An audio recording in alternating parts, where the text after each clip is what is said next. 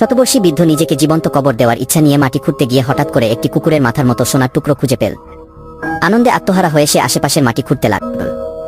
সোনার ঝলকানি তার মুখে পড়ল। সে কখনো ভাবেনি মৃত্যুর পথ ধরতে গিয়ে সে একটি সোনার পাহাড় খুঁজে পাবে। উত্তেজনায় বৃদ্ধ নিজের মুখ চেপে ধরল যাতে কোনো শব্দ না বের হয়। এই সোনা তার বাকি জীবন নিশ্চিন্তে কাটানোর জন্য যথেষ্ট ছিল, কিন্তু সে জানত না এটিই তার বিপদের সূচনা। সে সব সোনা খুঁড়ে বের করল। পরদিন সে শহরের উদ্দেশ্যে রওনা দিল, পরিকল্পনা করল এই সোনা বিক্রি করে টাকা করবে। কিন্তু পথের মাঝখানে সে দেখা পেল দ্বিতীয় বিশ্বযুদ্ধে পরাজিত কিছু সৈন্যদের। বৃদ্ধকে পথ দিয়ে যেতে দেখে তারা সবাই এক ধরনের দম্ভ ভরা রক্ষাকর্তার ভঙ্গিমা দেখাল, কারণ তারা সদ্য একটি গ্রাম লুট করে সব নারীদের নিয়ে গিয়েছিল।